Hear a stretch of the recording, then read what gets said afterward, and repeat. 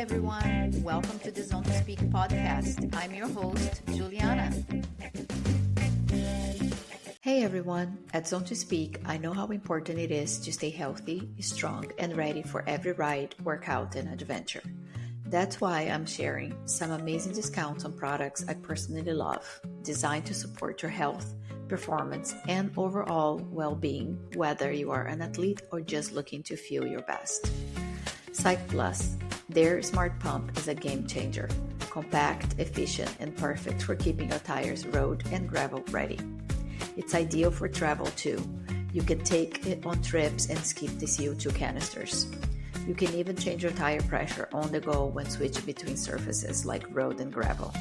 Get 10% off the smart pump and 5% off everything else. 15% off New Zest. Fuel your body with clean, plant-based nutrition. Their Clean Lean Protein provides a high-quality, easily digestible protein source with no additional additives, perfect for recovery and sustained energy. Plus, their Good Green Vitality is packed with essential vitamins, minerals, and antioxidants to support your immune system and overall wellness. 15% off Oleos. Oleos offers powerful wellness shots made with adaptogens, nootropics, and functional nutrients to support performance, focus, and recovery. I'll be using Oleos daily in the lead up to my next race, and I have already got my pre- and post-ride shots ready for my long weekend rides. If you are looking for a clean, effective boost, Oleos is it. Use code ZONE2SPEAK15 to save 15%. 20% off First Endurance. Top-tier endurance nutrition designed to support hydration, recovery, and sustained energy for long days on the bike and any endurance activity. 15% off Frey Skincare, made for active lifestyles. Designed for skin that sweats, their all-natural, vegan, and cruelty-free products keep your skin protected and fresh. I have been using Frey for about 10 years and my skin stays young and has never had a breakout since. 10% off Cold Aid, high-quality supplements to support your health, from multivitamins to probiotics, collagen, and more. I personally take the women's fermented multivitamin and creatine, and I genuinely feel great with them. No nausea, just steady energy and support for recovery and daily health. 10% off Clearly Not Coffee, a delicious coffee alternative from functional ingredients like mushrooms, cocoa, maca, cinnamon, and rhodiola, designed to give you calmer energy, sharper focus, and immune support. Honestly, I can't live without it anymore. It's been such a boost for my energy levels and has helped me navigate perimenopause with more balance and ease. 15% off Ombre Supplements, premium supplements to support your training, recovery, and everyday health. And there's something special from me, your host. As a certified integrative health and nutrition expert and holistic life coach, I'm offering 25% off personalized nutrition and life coaching with Genki Wellness. If you want to optimize your health, improve your energy, and feel your best, head to bemoregenki.com. For all discounts, check out the episode description, use code ZONE2SPEAK at checkout, and let these incredible products support your health and performance. Now, let's get into the episode. Welcome back to Zone to Speak. Today, I am thrilled to bring a conversation that's a little different and absolutely incredible. Joining me are Larissa and Simona Luca, multiple-time Swiss champions in the breathtaking sport of artistic cycling. Larissa and Simona have taken the world by storm with their precision, strength, artistry, and fearless performances. In this episode, I will dive into their journey on the top, and what it takes to master this unique and demanding discipline, and how they balance the intense physical demands with the artistry that makes artistic cycling so captivating. I will talk about their training, their mindset behind pulling off impossible feats, what motivates them, and their dream for the future. So let's get into it. Larissa, Simona, welcome to Zone to Speak. Hi there. Hello. Thank you. Thanks for being here. So tell me, how did each of you discover artistic cycling? um, yeah, for me, I started when I was 7 years old. Wow. There is an artistic cycling club in the village I live in Dunton, and they performed a New Year's show, which my father had seen, and he thought it would maybe be something for me. And so my parents organized. They also didn't knew the sport, to have a look in the training of them. And yeah, I was really little, but I can remember that I was really, really impressed by what they are doing. Um, yeah, it was or is still a really small club, so there are not many people. But yeah, I was really impressed, and from the first moment, I really loved it. It is fascinating to watch. How did you get in? In my case, it's more like a family tradition. My Oh, grandparents wow. already practiced this sport. Wow. Then it was passed on to my mother, and she even met my father through the sport. And yes, then it was passed on to me. I started artistic cycling when I was 5 years old. Um, yes, and also important to say is my mother is our coach. Oh, wow. Yes. How cool. So when did you That's actually start cycling? Did you like ride a bike? so yeah, we both ride a bike, but actually not that often. Um, when I was in school, I always go to school with bicycle. Um, but yeah, I think I was 3, 4 years old. Yeah, something Wow. about 3 or 4, I guess. And can you share the story of how the you became a team? How did it evolve over time? How did you meet? Yes. It's actually normal to start single artistic cycling. So when we started, yeah, you always for to begin you start alone and train some stuff alone because it's much easier. Um, and our story began 2017. We were both members of the junior national team, but in single artistic cycling. And yeah, we knew who the other is, but we didn't had that much to do with each other. Also, since Larissa is 3 years younger than me, um, but I think then it was Larissa who wanted to start artistic cycling in pair. And yeah, she and her mother, I think, were looking for someone who would match with Larissa. And so yeah, they asked me, and I think already some weeks later we had our first training together, and yeah, to look how it goes and if we also personally match. I think we were really young, I think 11 and 14, something like that. And yeah, Wow. it was, I think, really fun training, and we both had fun to also train some other stuff, yeah, like in pair. And so in the beginning, we also trained more single artistic cycling and had one training per week together. And yeah, I think this evolved that over time we trained a little bit more together. So until now, we are still also training single artistic cycling.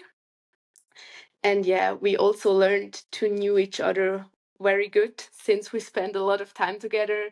Not only in training, there are also lots of competitions, training camps, yeah, where you spend the whole day together. Also in the evening, you sleep in the same room. So we spoke, yeah, a lot about everything. And Yeah, I think now it's already 8 years since we trained together. And I would say we are not only a team in artistic cycling, it's also, yeah, a really close friendship. We spend really much time together. That's incredible. So now you are 19 and 22, Yes, exactly. Yes. pretty much growing up together. Yeah, Yes, yeah. I mean, it has to match. Otherwise, you can't spend so much time together. Yeah, and it was a match with Simona. Do you still compete as a single as well, or just Yes, pairs? Oh, okay, both. yes, yes. That's also not always easy. Sometimes it's a little bit a challenge, but yeah, I think it Because most of on the the time. singles, you're going against each other. Yes, that also. Yeah. But that's not the problem. That's not really the problem. It's more that sometimes you have a competition day and you don't have that much time between the two performances. So yeah, it's more Oh, like wow. yeah, that you physically can handle it. Yeah, it's Hmm. a double load for both of us on a competition day. Yeah, that's a lot. And of course, artistic cycling requires immense preparation and coordination. You need to be so strong and have so much balance. So, what does a typical training session look like for you? You said you still train a little bit separate, and then I guess you're training together for the coordination of um, the Um, performance. yes, well, first of all, in a training, we of course have to warm up. Yeah. That's a mix of strengthening and stretching, of course, and then something playful never can be missed with us. We often play basketball or volleyball or something like that. Yeah, that's just how we get our pulse going up before going on the bike. But that's very individually. That's just what fits for us. Yes, then we go on the bike and just go through basic stuff. We tricks we already know, and yeah, just to get the feeling and in the flow. And then it actually depends on the situation, like in which part of the season we are. When there is a competition coming up, we really fully focus on our routine. Then we go twice per training through the full routine and really focus on that. We analyze it afterwards and look where we need to improve. And yes, then we train specific sections from our routines and often also just individual tricks just to really optimize everything. And in those trainings, there's less time for trying out new tricks. And we train those things when there's no competition coming up. Then we really focus on training new things, trying out different skills, and yeah, that's mostly the part which makes more fun. But yes, it's always a mix of both of them. Very nice. And how do you develop and refine new routines? Because, like you said, you guys have mastered so many tricks and so many skills, but of course, you keep on pushing the boundaries and you want to do new things. How do you come up with those things and create a routine for the competitions? What is the creative process? Yeah, it's maybe not that creative because we have something like a rule book in artistic cycling. Okay. So every trick that we can show in a competition is in this rule book. So we doesn't invite a completely new trick.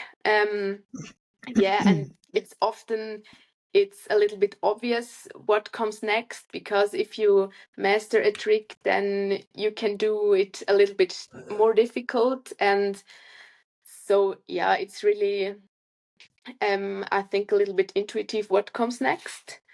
Um yeah, so it's maybe more creative in the way you learn something new. I think that's also really individual. Like we have our coach in our training hall, and I think there are persons who like to train the new tricks almost alone, so they try, and when they fall it's not that bad. And I think you can also train it with some support from our coach, who really run with us on the floor, to maybe catch us if we fall, or something like this. And maybe you'll have to be a little bit creative how to learn new things, and I think that's maybe a little bit more the creative part. Yeah, and not fall on each other and injure each other as well. Yeah, not that this didn't happen already, but I can only imagine, like, you guys have major skills. Like, I can barely write without hands. That must be funny for you. yeah, it's also really funny sometimes. Yeah. So I don't know if you can explain a little bit how the scoring works, just so that we can talk a little bit about your performance, because I know you had a super high score of 107.07 to finish third in the UCI World Cup. So if you can just explain a little bit how the scoring works, and then talk a little bit about the UCI World Cup, and if there any moment that stand out to you. Yes, we show a program on a competition, and we have 25 tricks in one program. Okay. And each trick has a specific score. The more difficult the trick is, the higher the score is. And then you count those 25 tricks together, and that's your beginning score. And then you perform, and you have judges who judge you. And yes, we have 5 minutes to perform our routine. Wow. And then, yes, every mistake or everything that's not looking very good or didn't go as planned will count as a mistake. And in the end, it will get subtracted from the beginning score. Okay. And everything that also doesn't fit in those 5 minutes will also be subtracted. Wow. And then you end with a scoring, that's your end score. And that's in the end what counts. Yes, the one with the highest score wins. Yes. Wow, That's how 5 minutes. It's goes. goes quite fast. Yes. Yes. We also really have train a lot to be fast. So sometimes it's really challenging to show all 25 tricks in 5 minutes. So Yeah. I think it's also a part of our training to be fast in our routine.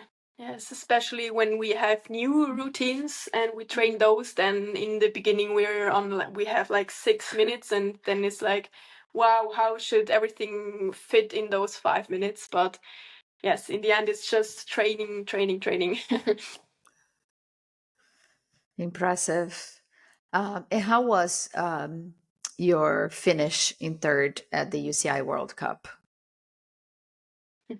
It's always a really great feeling. When you have your routine and you can perform it without a big mistake. I think you don't feel it that much while the routine is going, but it's always the moment when the routine is finished. And you can also share your joy, and that makes it even a little bit more greater. Oh, yeah, I love that too. I do a lot of races as a pair, and Yes. I agree. It's so much nice to share the journey and the destination with somebody. Yeah. Yes, it is. And do you have any tricks to manage this mentally? Because, like you said, it's a lot of preparation, months of preparation, and then trying to cut time off to have everything squeezed into this 25 tricks into 5 minutes. Yes. And then you are competing solo, you're competing as a pair. How do you manage the mental stress and pressure? Well, one point is maybe to kind of simulate those competition feelings in our training hall, maybe with music that can express some memories from competition. And yeah, Larissa is often saying when we start our tuning training and we stand there, she always say to me, imagine there are lots of people here with special with names, I say that yes, they really can't imagine that they are here and the judges are there, and yes, just simulated. Yeah, I see this in a lot of sports. Coaches are using a lot of visualization, and I think it helps because then the brain doesn't know that it's real, it's not real. So if you create those emotions and you're able to go through the scenario, I think it does make it easier. Yes, and I think for me it's always it's also helpful to sometimes close the eyes and see the routine in my head to and also visualize it. I think that can also help to be mentally prepared for a competition. Yeah, we always also go through the routine without the bike, like just we walk through the routine. Okay. We always do this also before every competition. Yes, that's just involved for our routine before competition. Yeah. Wow. 4 Yeah, hours? no, we do it I think like 10 minutes before our start, so really close. Okay. It's not when we walk it's not the same, but it's more to we also speak together and then we say, oh, it's important at this trick to look at the Those hand points. at those points. Yes. Okay. That makes sense. I would have never think about it, but now that you say it, it makes total sense. Yes.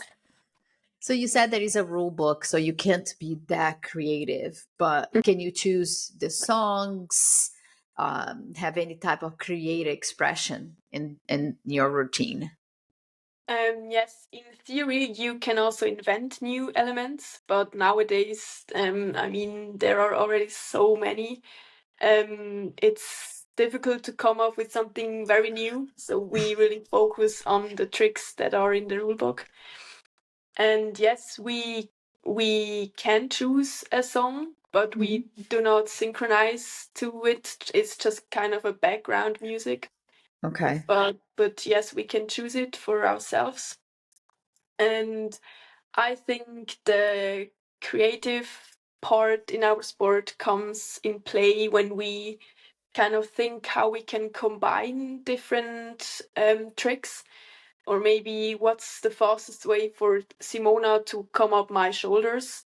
Then we really have to come up with the fastest way to maybe also to switch positions quickly. Then we really kind of dance on our bike, just and maybe that's the creative part in our sport. Yes, but Yes, changing places on one bike is sometimes really difficult and it needs some creative inspiration. Yeah, I'm in total awe when I see, the videos of you girls doing it and any artistic cycling. It's really, really impressive because it requires, I mean, there's so much there, and especially doing as a pair, the coordination, it's mind blowing. And do you have any obstacles or challenge that you face? Yes, I mean, both of us already have dealt with several injuries. I think Wow. normal in a sport career, and that of course is kind of a setback. But when we're in a team, I mean, it's always someone there to help you go through it. And also a challenge for us, like we already mentioned, is that the fact that we all also compete in single artistic cycling. Yes. Injuries. Well, Oh. I broke my hand twice, but it was only once in artistic cycling, and then I once broke my foot. Oh no. Yeah, but it was never, yeah, it's not funny, but it was never that bad. So for me, I think it was never longer than break of 8 weeks.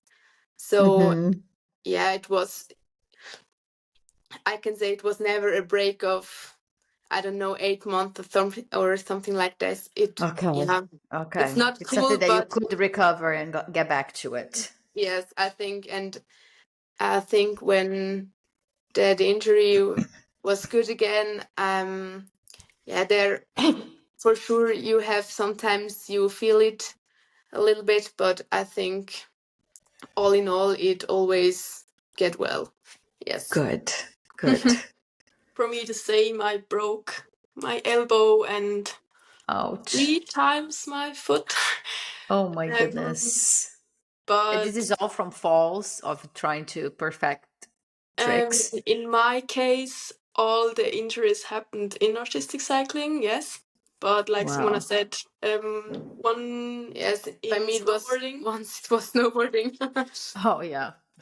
Yes, but yeah, I think like Simona already said, it's not like we couldn't train for a year or something, but it's always also something mentally when you start going back in training. You don't have the feeling anymore, and you are so afraid that for example the foot isn't already healed, then you also are afraid of the again injuries and so on. So I think that's the problem. Yeah. Yeah, because it gets in your head and then you're afraid. Yes, I think Yeah. that's also a little bit another challenge. I think there's also in artistic cycling, it's not for all the same, but I think for me or also sometimes for Larissa, we are dealing with fear not only in combination with injuries. And yes, I think that's sometimes it's really challenging. Yeah, if you know, for example, technically, you would be able to do a trick, but yeah, sometimes you're just a little bit blocked in the head. And I think, yeah, that's not always easy, but we both learned how to work with it. And for me, I also had a great coach in Dunton, and she also helped me a little bit to accept it. And I think that's really important that you have to accept that sometimes there can be fear of falling or whatever. And I think if you work with your body and not against it, it can really help. Yeah. Well, very happy to hear that you are working through those challenges with your coach and finding coping mechanism to accept and overcome. I think it's super important. Like you said beautifully, you need to just accept and work with your body and not against and not force something. When your mind is blocked, when you have a feeling, you need to work through it. You can't just force something. Yes, I think that's Yeah. yeah. Yeah. And I mean, you are big icons, so young, and as role models in your sport. How do you hope to inspire the next generation? I mean, you still have also a lot to conquer. There's so many years in the sport for you, but there's like you started at 5 and you started at 7, so there are a lot of little girls looking up to you now. Yes, well, of course, we hope to inspire those kids and be kind of a role model. But for us, it's also, we don't really identify as role models because everything happens so fast, and we think we're still those small girls looking up to others. But yes, I would say our main goal is kind of to make our sports more known. That's also why we started our Instagram account, just to show other people's that there's also another sport than maybe soccer or I don't know. Yes, just to take them with our journey, and I think this will help the generation of today's artistic cyclists also when it's more known. This would help a lot. I agree.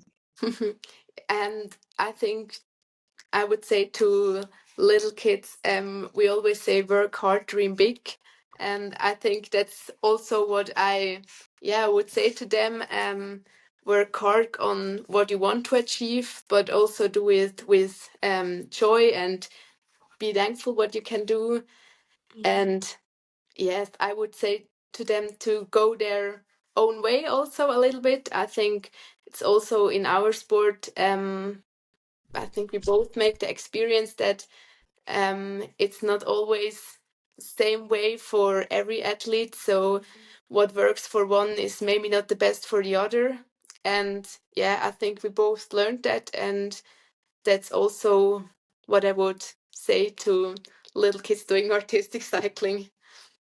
Well said. You have so much clarity and awareness. I'm amazed.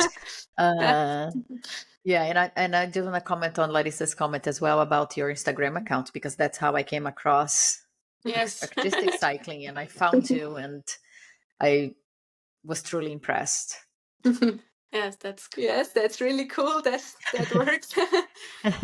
Yeah, so it's coming across, hopefully, Yes, not just yes. to many. Yes, that's really cool.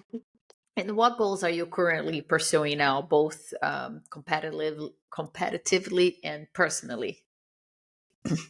Of course, after winning last year's bronze medal at the World Championships, we'd love to qualify again and go for another medal. And last season, we also were very close to the Swiss national record, and breaking that record would be very amazing. And yes, I think those are the competitively goals at the moment. Yes. And personally, yeah, I think the goal is always to learn new stuff in training. It's not just about the competition. Yeah, I think it's always cool if you can learn still some new things. And yeah, I think personally also to find a good balance between sport and studying.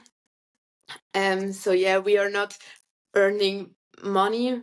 Maybe we can also say that it's not that we could live with doing artistic cycling. So we are both so we are both studying, and I think that's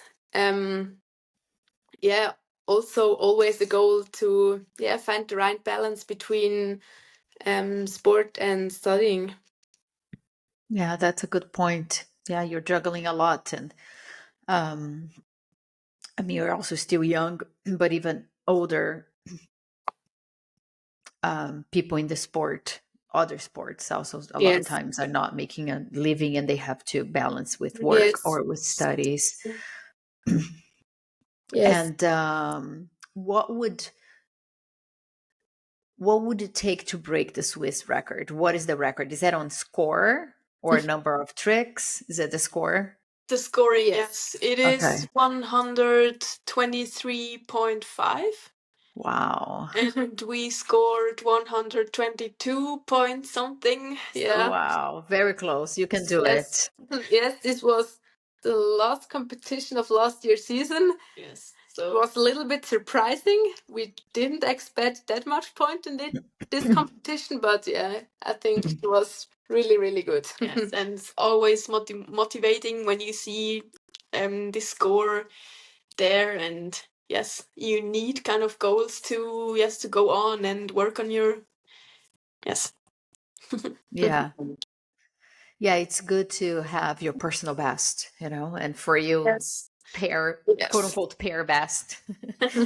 Yes, and I think also now when we have our score in the beginning when we start our routine, it's around like 130 points. So it's to only have 7 points Taken subtracted out. is, Yeah. yes, it's not easy. It's really close to perfection. Perfection. Yes, but I think it's in a range where it is possible. I mean, if you have 120 points, it's really not possible because, yeah, you can't score more than you have in the beginning. But yes, we We're getting there. hope we're getting there. Yeah. And outside cycling, artistic cycling, are there any other activities or interests that you enjoy? I know, Simona, you like snowboarding. I don't know if you're still doing that. As well. Yeah, Yeah. Larissa as well.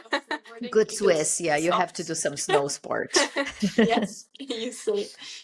Um, yeah, not only snowboarding. I think because artistic cycling is indoor sport, we never train outside.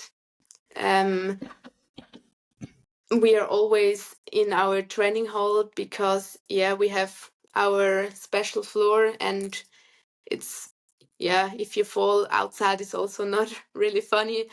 So yeah, Yeah, that's why we actually always train inside. And that's why I really love to be outside when I'm not doing artistic cycling. So yeah, makes I'll sense. love to be in the mountains, some hiking, or I'm also do some climbing sometimes. And yeah, I think that's really cool exchange to artistic cycling. Yeah, for me the same. I also love to be outside and also like to try out new sports. I'm always open for something new and yes, also be active with something sportive or yes, be outside hiking, anything. Yeah, it makes sense. Makes sense. How Yes. many hours are you training a day? Um, so we have also, yes, we both actually have 4 trainings per week, and they are On the bike. on the bike. They are, yeah, 2 to 3 hours. And then we both do some physical strength or endurance training. I think for me it's one time in a week. Yeah, so 1 to 2 times, but it depends on what we have going on besides our sport. Yeah. Yeah, Yes, makes it's sense. maybe not as much as if you're, for example, I don't know, really a pro of a sport where you, I don't know, a ski racer or something like this. I think that's also because, yeah, it's not, you cannot earn that much money. So nobody in artistic cycling is doing it as a job, or a main job. So I think that's also why, um, yeah, if you train 4 to 5 times in a week, it's for our sport. It's, yeah, I think nobody is training like 8 hours a day in artistic cycling because, yeah, Of you have course, to because then work. it's a job, like you said, Yes, and you're not getting exactly. prize money or anything like that. Yes, But hopefully we'll grow, and at least if you can get sponsorships or brands associated yes, with you, you can start yeah, to make some money, and hopefully not just you but everybody in artistic cycling, because it is a beautiful sport. And And also our competitions when in World Cups, when we travel around Europe, we always have to pay it by ourselves. And yeah, wow, that's also a point why we really also have to focus on education because we have to pay for those things. yes. wow, I didn't realize that. Mm. Yeah, maybe I don't know if there's anything that could be done with the sports, like at least I don't know, even in Switzerland, like the Swiss Association, Sports Association, if they can start, because I know they're like I had an Austrian, not Swiss, but Austrian that came, and Okay. they had the Austrian Triathlete Association that they helped, and Mm-hmm. you didn't get paid, but they paid for trips and things like that for big events. Would already help. Yes, and Yeah. we are also looking now for some sponsors, since Okay. when you only have competitions in Switzerland, it's not that big, so it's never more than 2 hours of drive to the competition. But I think since 2-3 years we also have competition outside of Switzerland, and then the traveling is also getting bigger. So yes, that's actually what we are doing now. So to look for some sponsors, yes. Well, you're very smart. You started with the social media, and then you're getting not only yourselves but the sports more known.